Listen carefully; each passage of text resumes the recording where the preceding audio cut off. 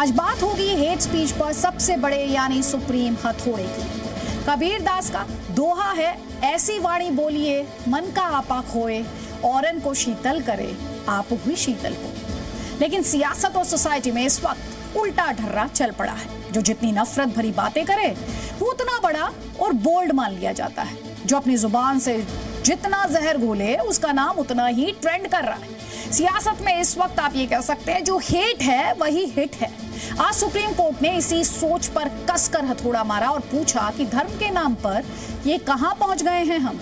गली मोहल्लों और गांव शहरों में हेट स्पीच देने वाले छुटभइयों से लेकर बड़के नेताओं तक को सुप्रीम कोर्ट ने आज एक कतार में खड़ा करके फटकारा और इन्हीं के साथ उन राज्य सरकारों को भी फटकारा जिनके मुंह के सामने ये नेता भड़काऊ भाषण दे जाते हैं और बचकर निकल भी जाते हैं। पिछले कुछ महीनों में देश ने कई शहरों में सर तन से जुदा के नारे सुने, तो इसके जवाब में एक धर्म के लोगों की दुकानों से कुछ ना खरीदने, उनके आर्थिक बहिष्कार की अपीलें सुनी गई। किसी के देवी देवताओं का खुलेआम अपमान करने वाली तकरीरें सुनी, तो किसी धर्म के खिलाफ भड़काने वाला काउंटर अटैक भी देखा गया। आज सुप्रीम कोर्ट ने इन सबको लताड़ा है। राज्य सरकारों को भी आदेश दिया कि ऐसे लोगों पर बिना किसी तरह की लापरवाही के फौरन कार्रवाई हो। उन्हें नोटिस देकर कहा कि अगर ऐसे लोगों पर एक्शन नहीं लिया तो ये अदालत की अवमानना मानी जाएगी। कई खास मेहमान हमारे साथ हैं, उससे पहले रिपोर्ट।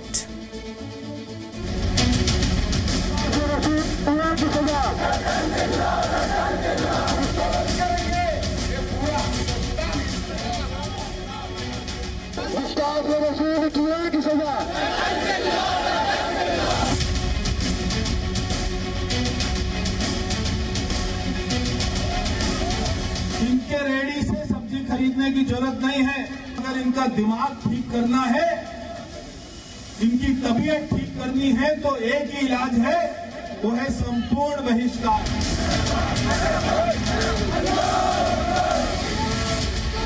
क्या हमारी गर्दन क्या बकरे की गर्दन है? क्या हम हमारी गर्दन ऐसे ही कटवा दें? हम क्षत्रिय हैं।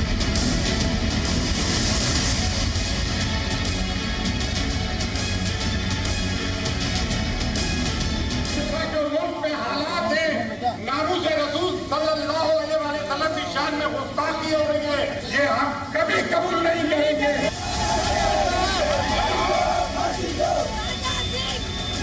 हमारे ऊपर जो छुरी उठेगी, ना हाथ रहेगा ना गर्दन रहेगी। तुम एक शादी करते हो, किसी को नहीं बताते हो, ना उसको इज्जत देते हो।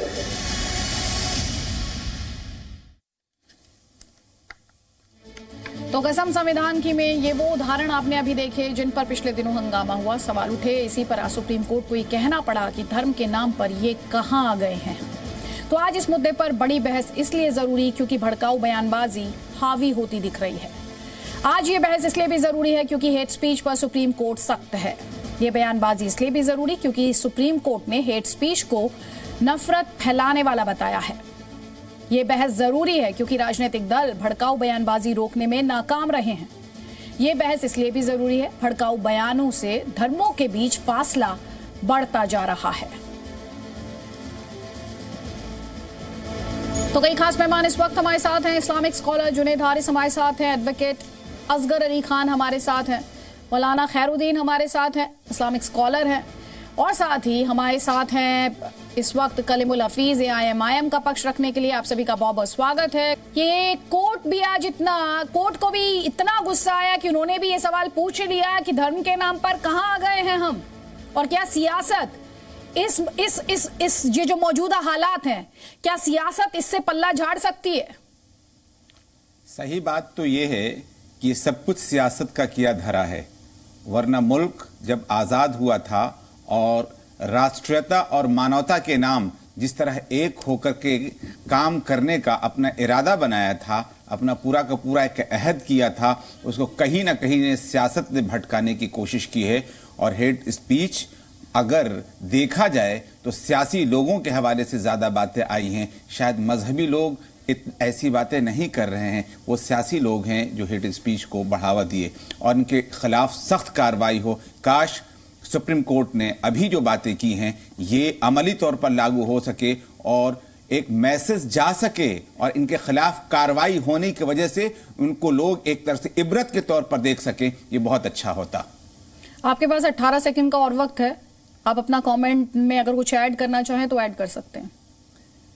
नहीं, फिलहाल काफी है। ठीक है, हमारे साथ मौलाना खैरुद्दीन भी हैं। यहां पर आप सवाल सुन रहे हैं, एक ही उठ रहा है कि रिलीजन के नाम पर ये देश कहां आ गया है और क्या उसमें सियासत अपनी जवाबदेही से पल्ला झाड़ सकती है?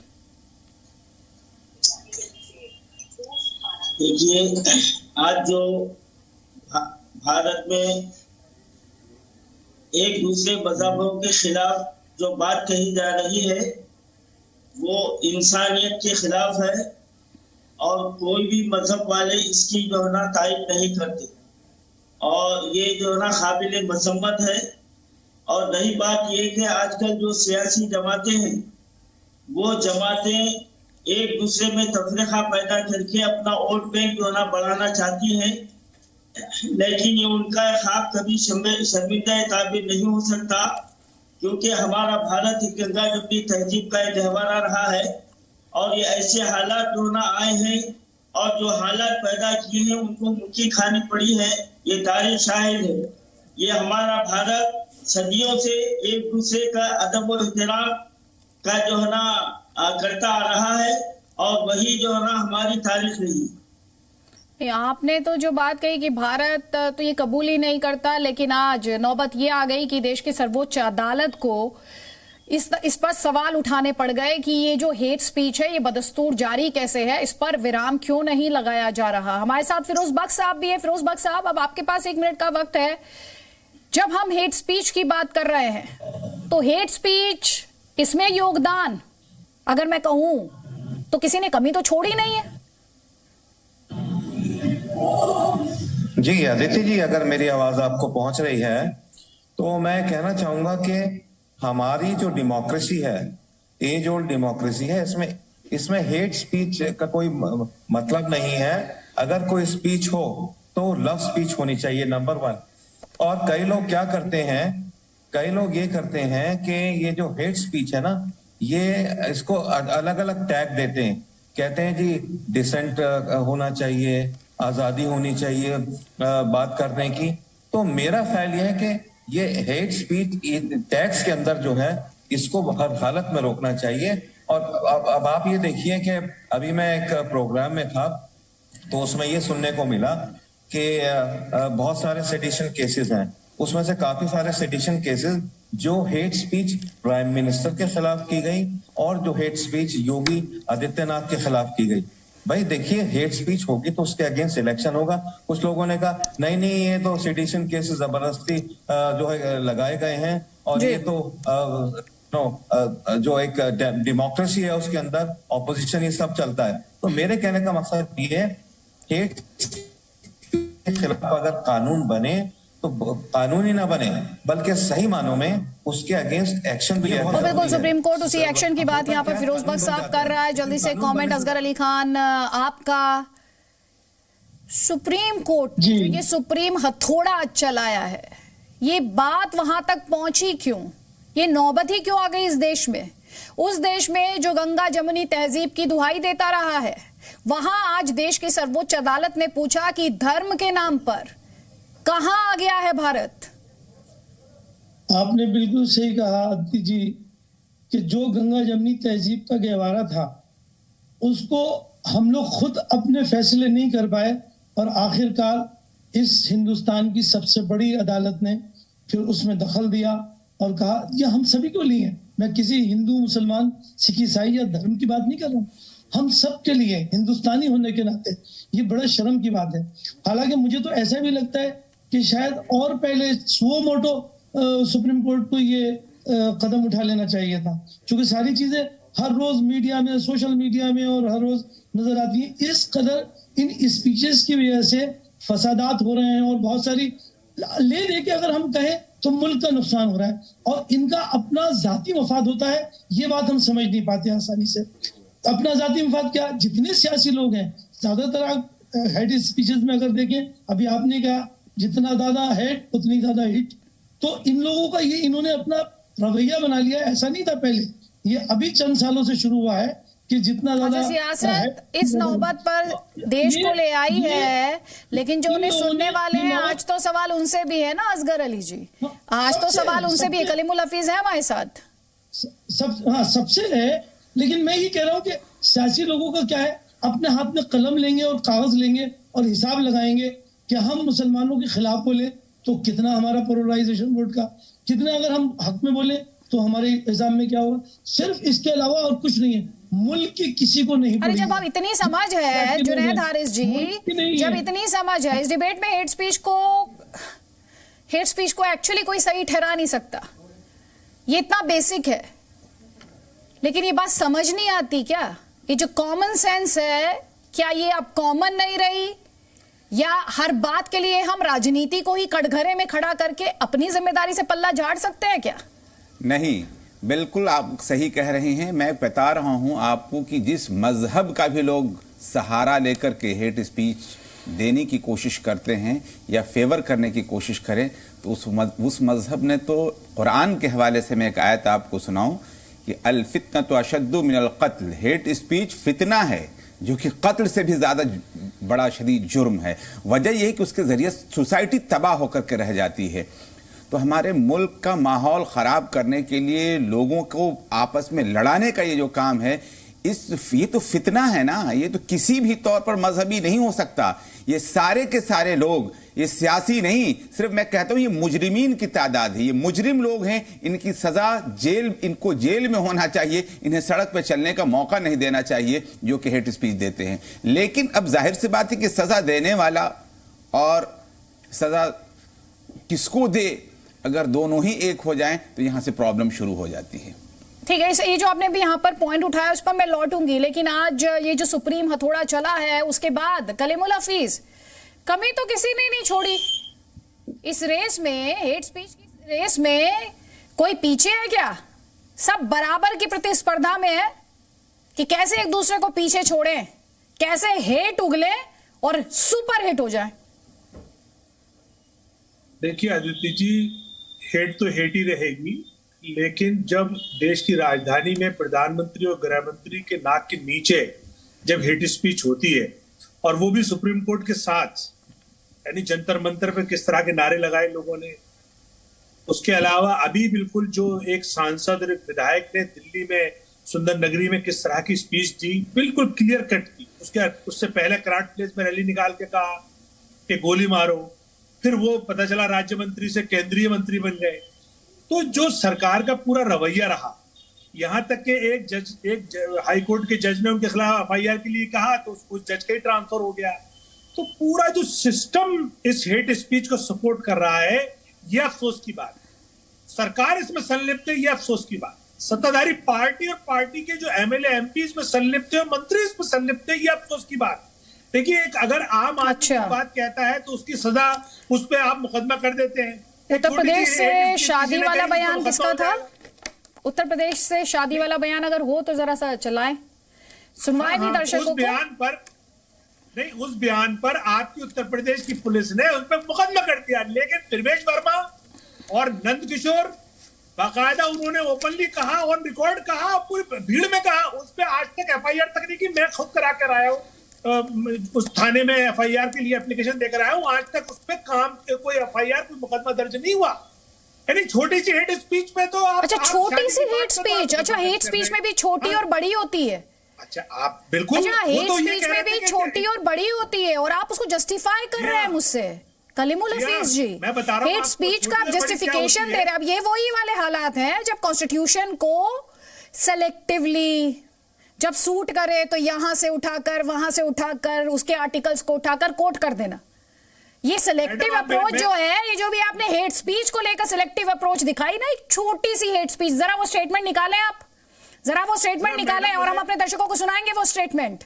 और आप ये कह रहे हैं ये छोटी हेट स्पीच थी। सर मैंने आपको याद नहीं, मैंने प्रवेश वर्मा के स्टेटमेंट पर डिबेट की हुई है सर, ये किसी और डिबेट में जाकर कहिएगा। आप जिससे बात कर रहे हैं उसकी अप्रोच सिलेक्टिव नहीं है, तो इस डिबेट में ये आर्ग्यूमेंट नहीं चलेगा। इस डिबेट में ये आर्ग्यूमेंट नहीं चलेगा कि प्रवेश वर्मा के स्टेटमेंट को निकालिए। प्रवेश वर्मा के स्टेटमेंट पर 1 घंटे 15 मिनट की डिबेट कर चुकी हूं, और अगर मुझे सही से याद है तो आप ही पैनलिस्ट थे उस डिबेट में।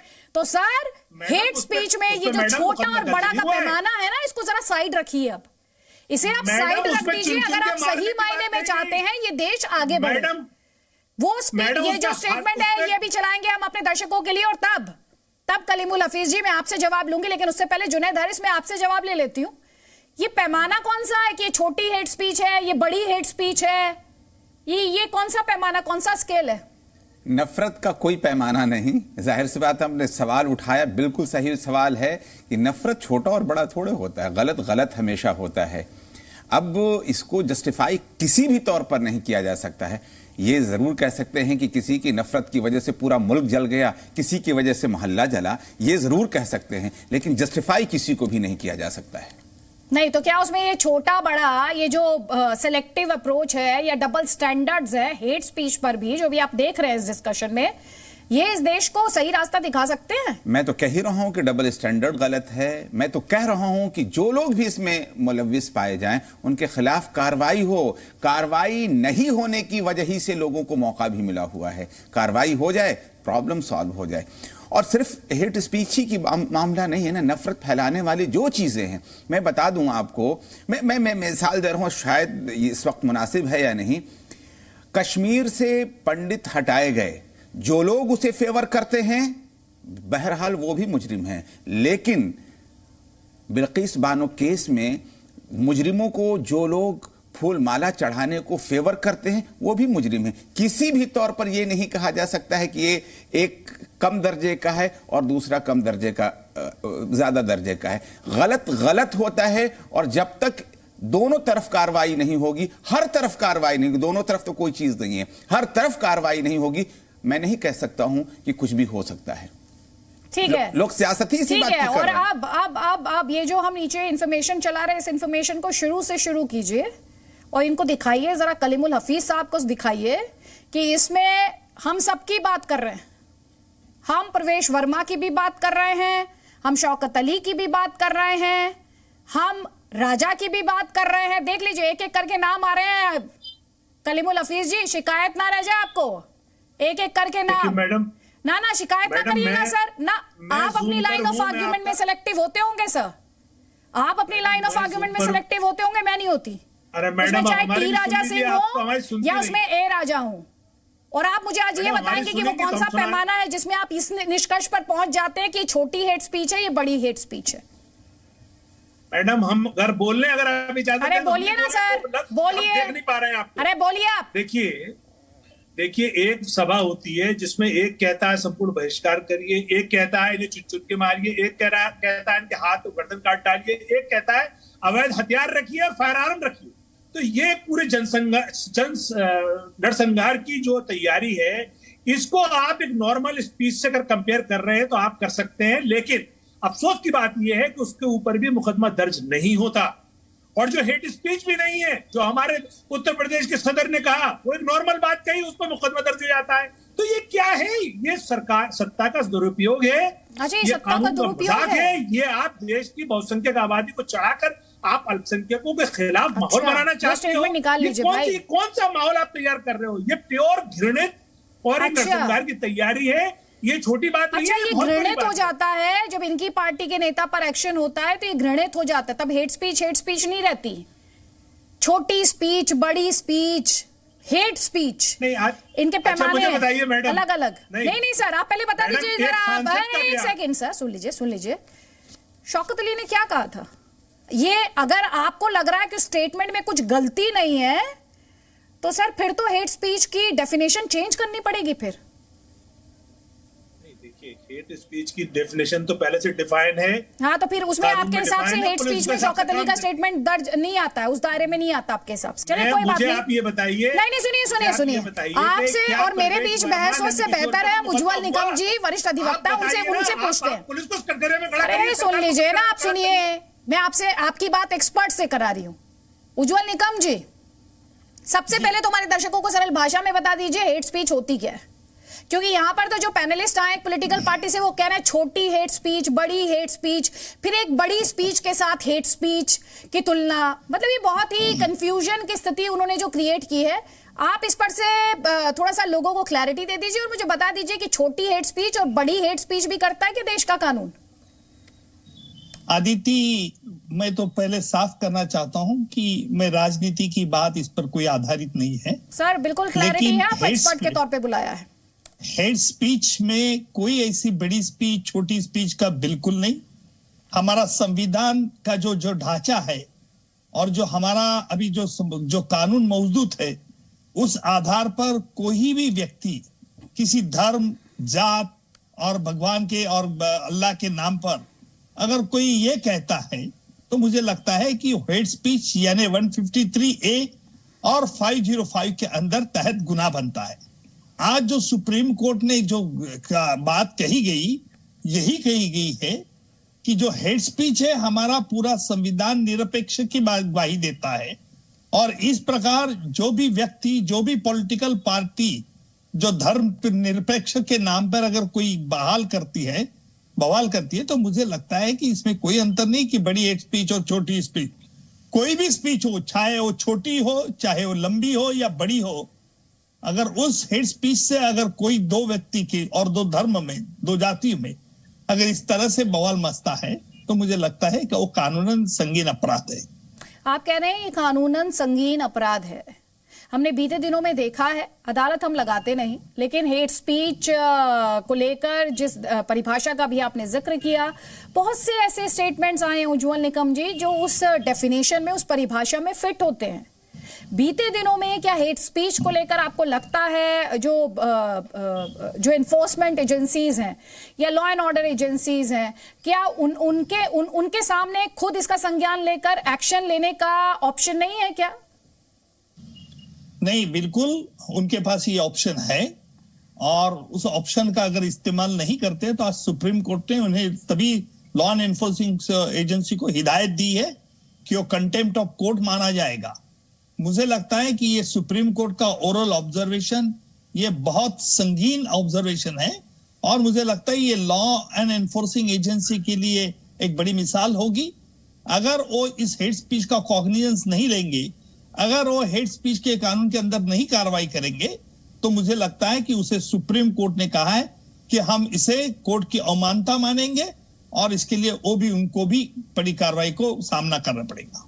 सर, अभी आपने खुद एक वर्ड यूज किया, कोर्ट की जो ऑब्जर्वेशन है, ऑब्जर्वेशन और ऑर्डर में जाहिर तौर पर डिफरेंस होता है, फासला है, दोनों अलग अलग होते हैं। जब ये ऑब्जर्वेशन आती है तो ये कितनी बाइंडिंग होती है? देखिए, ये बात आपकी सही आदिति जी कि ओरल ऑब्जर्वेशन अगर ऑर्डर का पार्ट नहीं बनती है तो मुझे लगता है कि वो कानून नहीं बन सकता है। हमारे संविधान के मुताबिक देश में दो कानून बनते हैं कि जो पार्लियामेंट एक कानून बनता है और जो कोर्ट जिसका इंटरप्रिटेशन करते हैं उसके आधार पर अगर पार्लियामेंट कुछ कानून बनाता वो एक कानून बनाता है।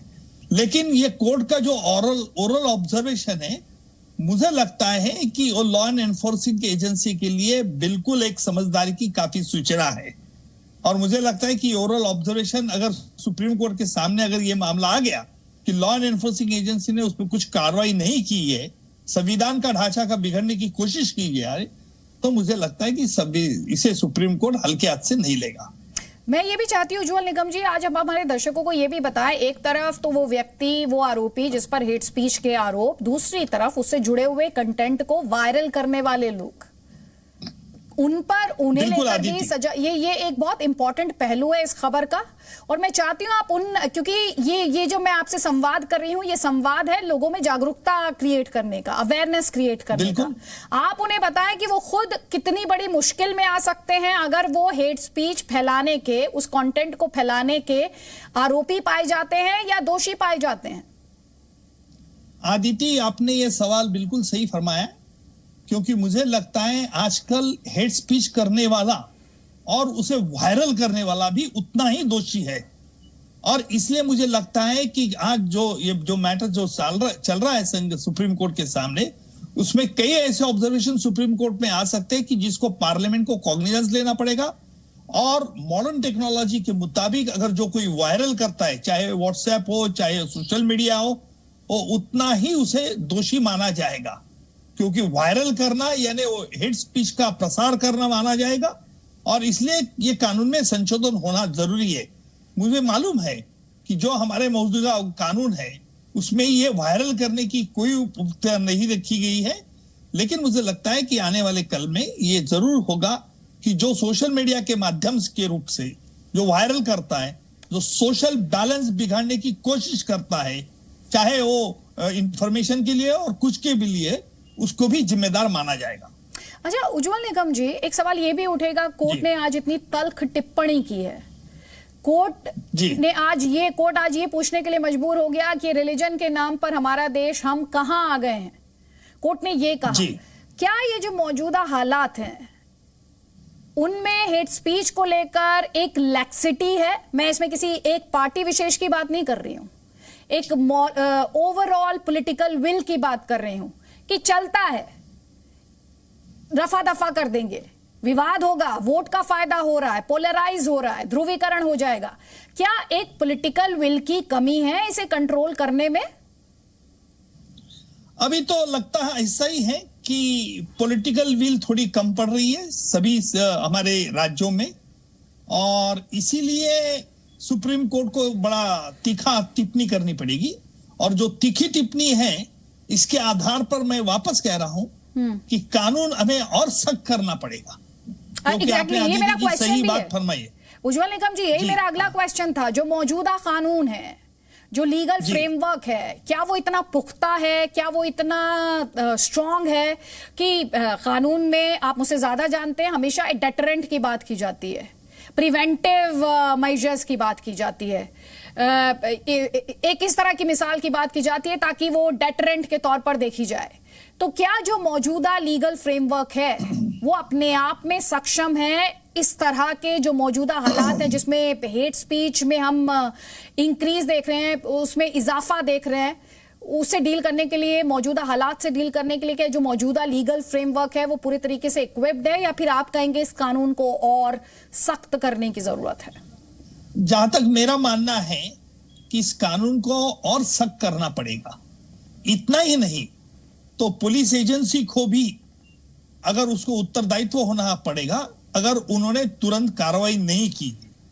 हमारे देश में अभी इसी हेट स्पीच की वजह कई लोगों की जान जाती है, कई लोगों का पब्लिक प्रॉपर्टी को नुकसान पहुंचता है, और इसी प्रकार हेट स्पीच करने वाले को भी उसको रिस्पॉन्सिबल मानना चाहिए। देखिए, अगर पब्लिक प्रॉपर्टी डैमेज होती है तो आमतौर पब्लिक की होती है, और इसीलिए जो सुप्रीम कोर्ट ने आज कहा कि जो हमारा निरपेक्ष संविधान जो हमकी गवाही देता है उसको इस हेट स्पीच से कहीं ठेस लगती है, और पूरी दुनिया में हमारी जो बदनामी देश की हो रही है उसे संभालना भी बहुत जरूरी है।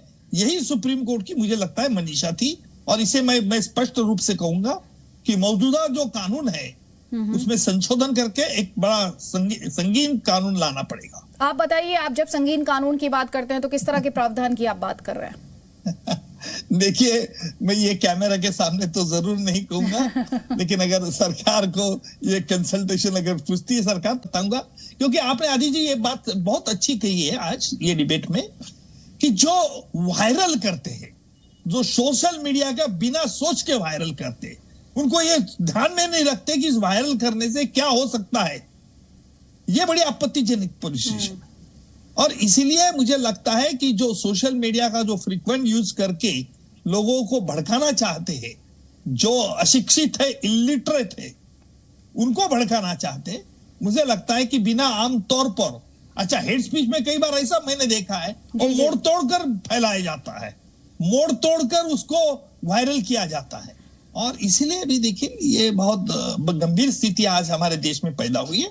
मुझे लगता है कि ये सभी पॉलिटिकल पार्टी ने ध्यान में रखना चाहिए कि हमारा देश का संविधान बरकरार रहे, हमारा देश की इज्जत, प्रेस्टीज पूरी दुनिया के सामने हम रखना चाहते हैं, और इसलिए इस हेड स्पीच पे कंट्रोल करना बहुत जरूरी। बहुत बहुत शुक्रिया उज्जवल निकम साहब, हमारे इतने सारे सवालों का जवाब देने के लिए और हमारे दर्शकों को क्लैरिटी देने के लिए बहुत बहुत शुक्रिया सर। हमारे साथ विनोद बंसल जी हैं, वीएचपी के प्रवक्ता हैं। विनोद बंसल जी, आपने सुन लिया यहाँ पर उज्जवल निकम जी बहुत डिटेल में ये एक्सप्लेन करते हुए, बताते हुए कि हेट स्पीच है क्या, और ना सिर्फ जो हेट स्पीच देता है बल्कि उसके कंटेंट को जो वायरल करता है उसकी जवाबदेही भी फिक्स करने का वक्त आ गया है। लेकिन विनोद बंसल जी, कमी तो किसी और से नहीं रहती सर, कसर कोई नहीं छोड़ता।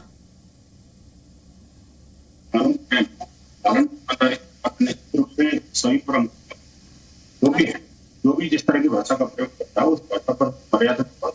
इनका ऑडियो फिक्स करना है सर, आपकी आवाज में क्लैरिटी नहीं है, आपकी आवाज क्लियरली नहीं आ रही है, इस टेक्निकल ग्लिच को फिक्स कराएंगे। कैप्टन रिजवी, अगर आप मुझे सुन पा रहे हो तो आपसे मेरा सवाल ये है, ये जो व्हाट अबाउटरी है, जैसे ही आप एक हेट स्पीच को लेकर सवाल पूछे तो एकदम से जवाब आता है, आप फला नेता के बारे में पूछिए, आप इस नेता के बारे में पूछिए, आप उन नेता के बारे में पूछिए।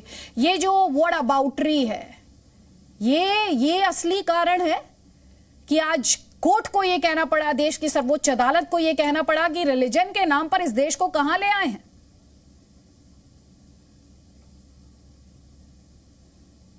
कैप्टन रिजवी जी, मेरी आवाज आ रही है आपको? जी आ रही है। आप मुझे सुन सकती है? मेरी आवाज आ रही है? जी बिल्कुल आ रही है। ये काफी समय से देखा जा रहा है कि किसी न किसी पॉलिटिकल लीडर ने, किसी भी पॉलिटिकल पार्टी के, मैं यहाँ पे लोगों थोड़ा सा लोगों को परेशानी हो जाएगी मेरी बात को सुनने में, अगर आप गौर करिएगा, ऐसे भड़काऊ भाषण दिए हैं जो पूरे भारत के अंदर फैल गए। अब वो कहिए कि वो हैदराबाद के किसी साहब ने कहे थे, या किसी बनारस ने कहे थे, या किसी कहिए दिल्ली से आए थे, लेकिन भड़काऊ भाषण तो हुए हैं। लेकिन कुछ राष्ट्रवादी भी हैं, मैं कह रहा हूं, आई रिपीट इट, कुछ राष्ट्रवादी भी हैं जो छद्मवेशी हैं। पहले वामपंथी हुआ करते थे, अब वो लड़ाने की प्रक्रिया कर रहे हैं, वो ऐसे हेट स्पीच देना शुरू कर दिया, वो अब राष्ट्रवादी बन करके ऐसी हेट स्पीच दे रहे हैं कि उठते बैठते यही कहते रहते हैं कि सिविल वॉर होने जा रहा है, सिविल वॉर होने जा रहा है। दर्जनों पड़ी हुई वीडियो आप देखिए यूट्यूब के ऊपर, उन पर सरकार को एक्शन लेना चाहिए, क्योंकि वो भड़काऊ बातें कर रहे हैं कि सिविल वॉर, कहाँ सिविल वॉर हो रहा है, किसके बीच में हो रहा है, हिंदू मुस्लिम के बीच में हो रहा है। वो राष्ट्रवादी जो अपने को कहते हैं सो कॉल्ड राष्ट्रवादी, देखिए मैं आज से नहीं, मैं 30-32 साल से मैं राम मंदिर आंदोलन से जुड़ा रहा हूं, लेकिन ऐसे तो हालात कभी नहीं हुए। कुछ ऐसे लोग आ गए हैं, कुछ ऐसे लीडर आ गए हैं, अपने को लीडर कहते हैं, अपने को राष्ट्रवादी कहते हैं, जो हेट स्पीच खुद दे रहे हैं। वो कहते नहीं बद अच्छा बदनाम बुरा। अभी माने श्री मोहन भागवत जी ने देखिए क्या कहा, साफ साफ कहा भाई कि आपको ये सब बातें नहीं करनी चाहिए। इसी तरह मुस्लिम लीडर ने एक आध 10 सूफी देव लोगों ने कहा, लेकिन कुछ लोग जो हैं वो भड़काऊ भाषण दे रहे हैं और मुसलमानों को इकट्ठा करने की कोशिश कर रहे हैं। वो कहते हैं कि हमारा मुल्क है, हिंदू छोड़ के चले जाए। मदनी साहब ने तो यहां तक कह दिया। ये सारों को उठा करके एक्शन लेना चाहिए इनके खिलाफ और इनकी कार्रवाई करनी चाहिए भारत सरकार को। अब देखिए बात वही आ गई, हेट भाषण वाली, हेट स्पीच वाली।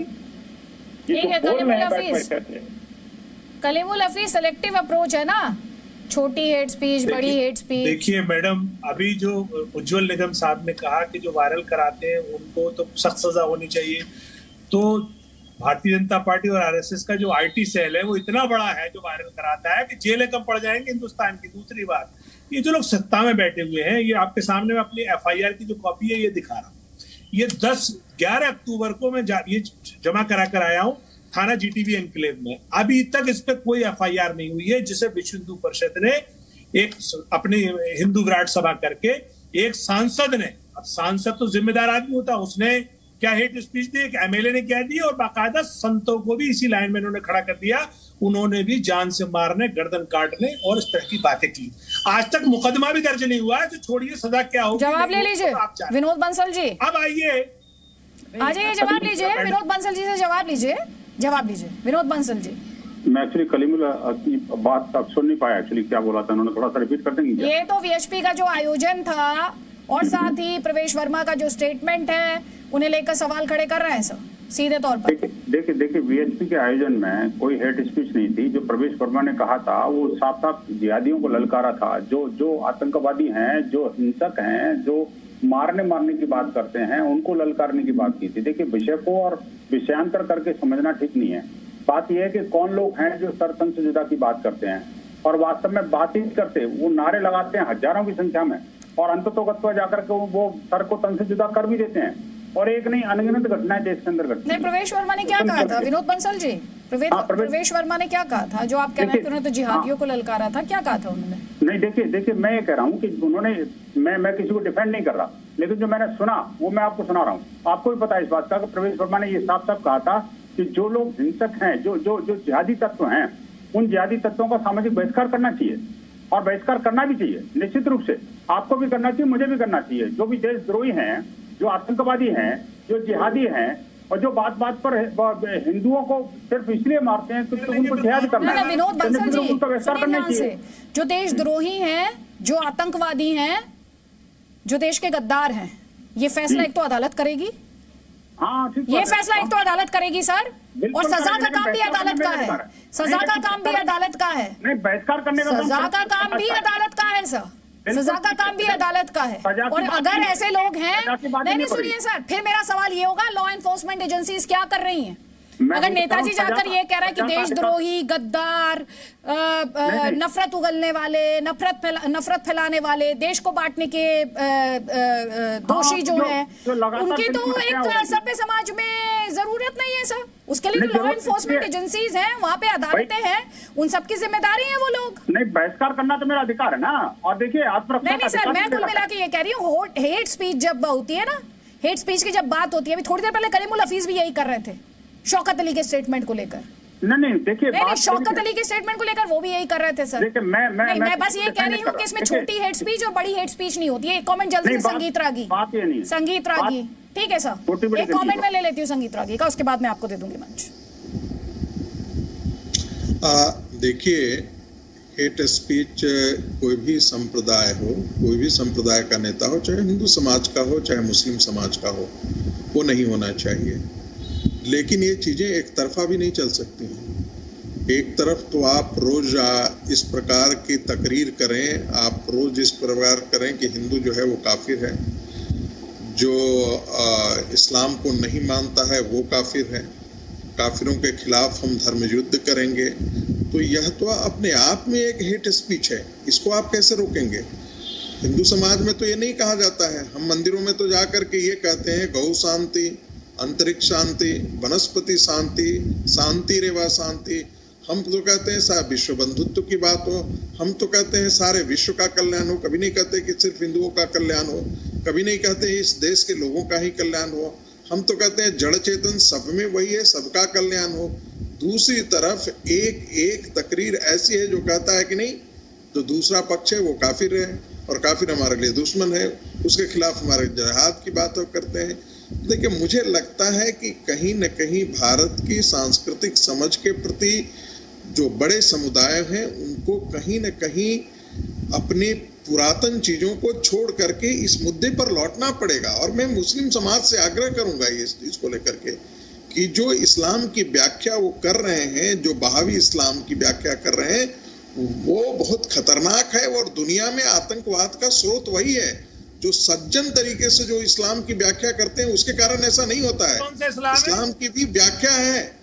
जो लोग इस प्रकार से आपको दो जवाब मिल रहे हैं, आप दो जवाब ले लीजिए। पहले कलीमुल हफीज, उसके बाद जुनैद हारिस। जल्दी प्लीज, 30 सेकेंड्स। कलीमुल हफीज पहले। कलीमुल हफीज, आवाज आ रही है? कलीमुल हफीज, आप मुझे सुन पा रहे हैं? उन तक आवाज नहीं जा रही है। जुनैद हारिस, मैं आपको एक चीज़ बताऊं, शब्दों का गलत इस्तेमाल ये खुद अपने आप में बड़ा ही ख़तरनाक है। पवित्र शब्दों को गलत माना में इस्तेमाल करना वो भी गलत है। मैं आपको बताऊं, अभी वहाबी सेक्ट के हवाले से बात हुई है। मैं बता दूं कि हिंदुस्तान के आज़ाद हिंदुस्तान का अब मौलाना अबुल कलाम आज़ाद पहला सिपाही है वहाबी मोमेंट का। आप ये बताइए, क्या वो संविधान को एक साथ हिंदू मुस्लिम को लेकर चलने वाला वो शख्स कौन था? दूसरी बात मैं ये बताऊं, अभी जिहाद शब्द के हवाले से बात आई। मैं बता दूं जिहादी मैं भी हूं, मानवता और राष्ट्रीयता के नाम पर। ये पवित्र शब्दों का गलत इस्तेमाल क्यों कि जिहादी? वो आतंकवादी हैं जो सर तन से जुदा करने की बात करते हैं, वो जिहादी नहीं है। जिहाद एक पवित्र शब्द है जो मानवता के लिए और राष्ट्रीयता के लिए कार्य करे, धर्म के लिए काम करे। मोहम्मद के नाम पर कर रहे हैं। और तीसरी चीज इस्लाम के नाम पर कर रहे हैं। जवाब ले लीजिए जुनैद हारिस जी, जवाब ले लीजिए। विनोद बंसल जी से मैं वापस आपको मंच दे दूंगी। कर दो ना अभी एक सेकंड सर, उनका जवाब ले लीजिए, फिर मैं आपको मंच दे दूंगी जी। देखिए, जिस जिहाद को पवित्र बता रहे हैं उसी पवित्रता के बंधन में बंद करके रागी जी, विनोद बंसल जी को मंच दिया, मैं आपको वापस मंच दे दूंगी सर, प्लीज। सर एक मिनट, वो बोल रहे हैं, उनकी बात पूरी हो जाने दीजिए जी। विनोद, जिस जिहाद को ये पवित्र नाम दे रहे हैं, उसी जिहाद के नाम पर ये देश दुनिया भर के अंदर खून खराबा हो रहा है। उसी जिहाद का नाम लेकर के, पैगंबर मोहम्मद का नाम लेकर के और सरतन से जुदा हो रहे हैं, और उसी जिहाद का नाम लेकर के आतंकवादी संगठन चल रहे हैं। उसी जिहाद का नाम लेकर के जन्नत की हवा दिखाई जा रही है, वहाँ पर बहुत सारे हुरे में मिलेंगी और शराब की नदियां में मिलेंगी। उसी जिहाद के नाम पर जो है दुनिया के अंदर जो है आतंकवाद फैलाया जा रहा है। उसी जिहाद के नाम पर जो काफिरों को मारा जा रहा है, उसी जिहाद के नाम पर ये हिंदू फोबिया फैलाया जा रहा है। जवाब ले लीजिए जुनैद हारिस से। उससे पहले जुनैद हारिस साहब जवाब दीजिएगा। मैं एक कमेंट यहाँ पे संगीत रागी जी का है, वो 15 सेकंड मांग रहे हैं, उनका कमेंट ले लीजिए, उसके बाद। देखिए अदिति जी, मैं सिर्फ इतना कहता हूं कि जो हमको ये समझा रहे हैं जिहाद की परिभाषा, वो काश अपने मुसलमान उन लोगों को समझाते जो जिहाद के नाम पर पूरी दुनिया में आतंक मचाए फिर रहे हैं। ये जाकिर नायक को भी तो कम से कम समझा लेते कि जिहाद की परिभाषा क्या है, जो खुलेआम कहते हैं कि जिहाद के अनुसार आप इनकी हत्या कीजिए, उनकी हत्या कीजिए।